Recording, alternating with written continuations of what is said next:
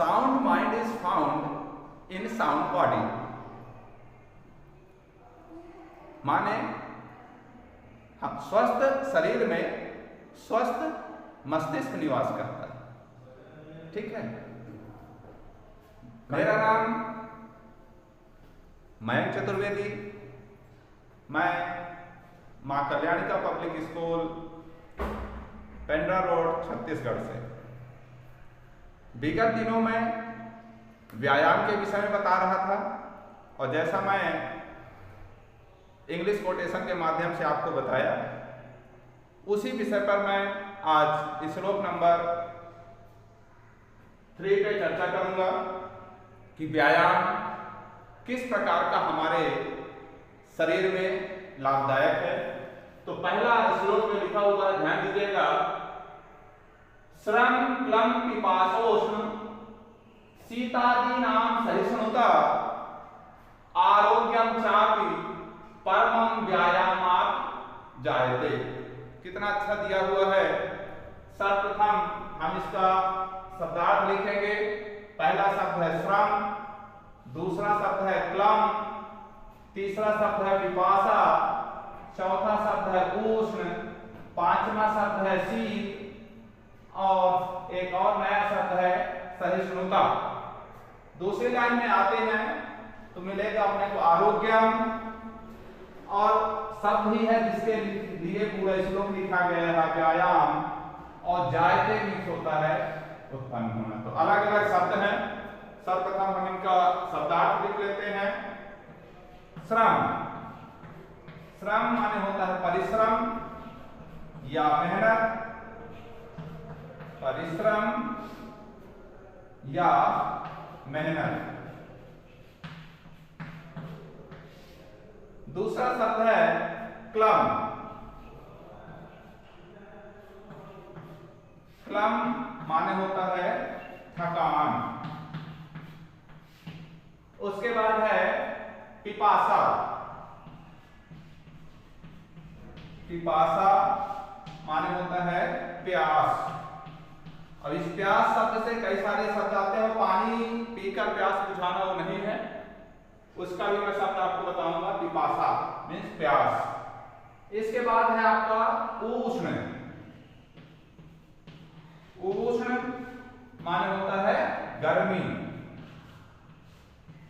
फिर नया शब्द है शीत, सभी को पता है, उसी से मिलता जुलता। शीत माने होता है ठंडी। फिर सहिष्णुता, ये शब्द लिखा हुआ है,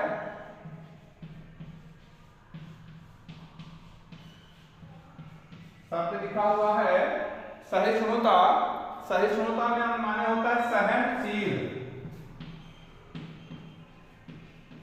सहनशील। आगे आते हैं आरोग्य, अच्छा स्वास्थ्य।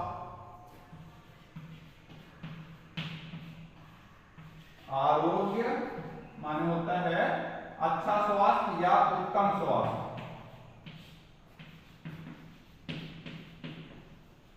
उत्तम स्वास्थ्य। चा माने होता है और, आप माने भी। व्यायाम पहले बता दिया था, पूरा पाठ ही व्यायाम पर आधारित है। व्यायाम मीन्स व्यायाम, परिश्रम करना। जायते मीन्स होता है उत्पन्न होना। जायते माने होता है उत्पन्न होना। तो ये इस श्लोक के शब्दार्थ हैं। अब इन्हीं शब्दार्थ के माध्यम से हम इस पाठ का अर्थ करेंगे।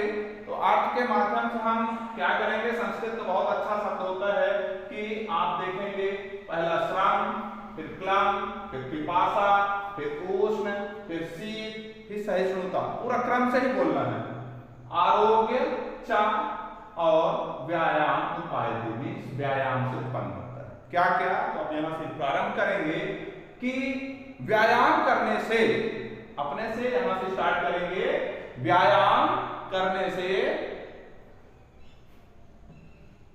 क्या लिखा हुआ है, श्रम माने परिश्रम या मेहनत, क्लम मतलब थकान, पिपासा मतलब प्यास, उष्ण मतलब गर्मी, शीत माने ठंडे, और सहिष्णुता मतलब सहनशील, आरोग्य मतलब अच्छा स्वास्थ्य। तो इसका मतलब है व्यायाम करने से परिश्रम, थकान, प्यास, गर्मी, ठंडी, सहनशीलता और या चाकू को पहले लाएंगे और अच्छा स्वास्थ्य उत्पन्न होता है। बिल्कुल भी हमको परेशान नहीं होना। फिर से एक बार सुनिएगा, इस व्यायाम शब्द को सर्वप्रथम बोलेंगे कि व्यायाम करने से परिश्रम, फिर थकान, फिर प्यास, फिर गर्मी, ठंडी, सहनशीलता और अच्छा स्वास्थ्य उत्पन्न होता है।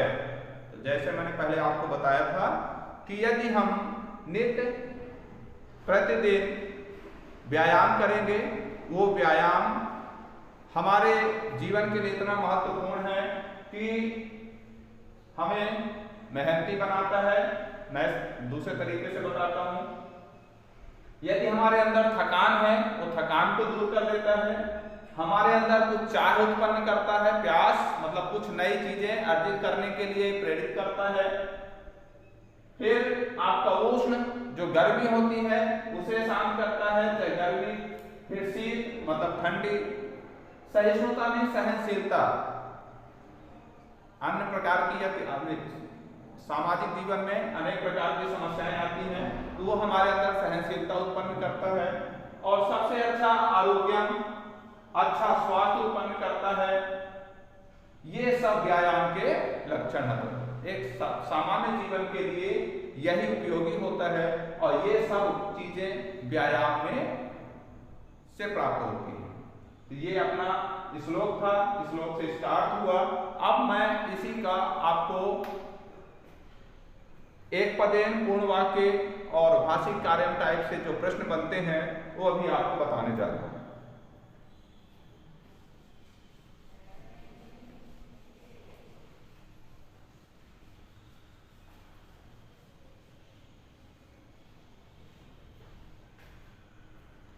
एक पदेन पहले ही बोला था मैं, श्लोक वही रहेगा।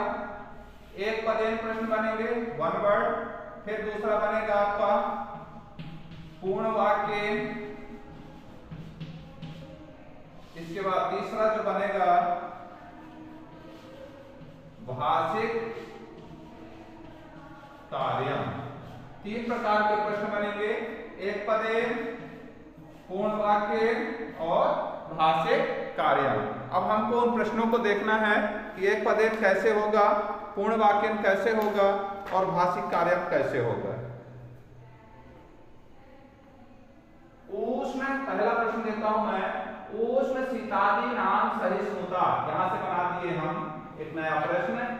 उष्ण शीतादि नाम सहिष्णुता कथम उपजायते, मतलब गर्मी, ठंडी और सहनशीलता कथम, कहां से या कैसे उत्पन्न होते हैं। तो सीधा सा आंसर है, सब किससे उत्पन्न होते हैं, व्यायाम। पहला प्रश्न बना। दूसरा एक पदेन इसमें और बन जाएगा कि श्रमेण किम भवति, श्रमेण कहां लिखा हुआ है, ये श्रम, श्रमेण किम भवति, परिश्रम करने से क्या होता है। ठीक, अब यदि पूर्ण वाक्य में चलेंगे तो पूर्ण वाक्य में नया प्रश्न बनेगा, थोड़ा सा बड़ा होगा। शरीरे व्यायामात् किम किम उपजायते, शरीरे थोड़ा सा है सब इसी से मिला हुआ, शरीरे व्यायामात् किम किम उपजायते, शरीरे मतलब शरीर में व्यायाम करने से क्या क्या उत्पन्न होता है। अब इसके बाद आपका भाषिक कार्य टाइप का जो प्रश्न बनेगा, पहले बताया था 4 प्रश्न बनेंगे, इसमें भी आपको वन वर्ड लिखना होता है। तापः इत्यर्थे किम पदम अत्र प्रयुक्तम, तापः। अब आप सोचिए शब्द आ गया तापः, ताप आप हिंदी में समझिए उसी में जो विसर्ग लगा दिए तो संस्कृत बन जाता है। अब ताप शब्द का हिंदी अर्थ प्रयोग करना है, इसी में कहीं आया ताप मतलब गर्मी। अब गर्मी का संस्कृत में हम क्या बोलते हैं? उष्ण। तो इसी से मिलता जुलता शब्द आपके मिल गया, इसी से श्लोक से देख के लिखना है। तापः इत्यर्थे किम पदम अत्र प्रयुक्तम। दूसरा इसी में से प्रश्न करेंगे कि निरोग्य है कि पदस्य पर्याय पदम क्यों प्रयुक्तम। निरोग्य आप समझ गए होंगे, शब्द है निरोग्य का पर्याय लिखना है। पर्याय एक होता है, एक होता है विपर्याय। पर्याय का मतलब उसी के जैसा शब्द लिखना है, अभिपर्याय का मतलब होता है विलोम। तो इसमें शब्द लिखा है निरोग्य है कि पदस्य किम पर्याय पदम अत्र प्रयुक्तम। निरोग कहते हैं ना, निरोगी रहना है, तो निरोग रहना है, स्वस्थ रहना है, तो उसका पर्याय क्या हो जाएगा? आरोग्य।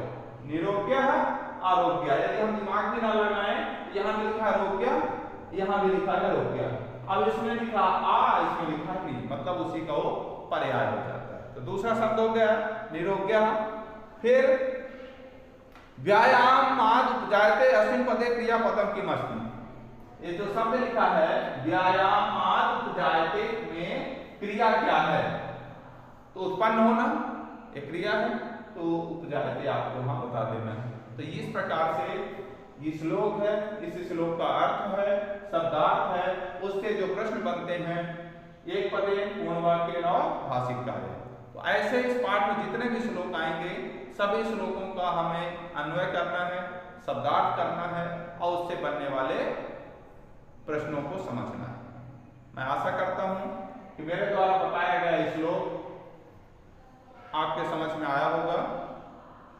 धन्यवाद।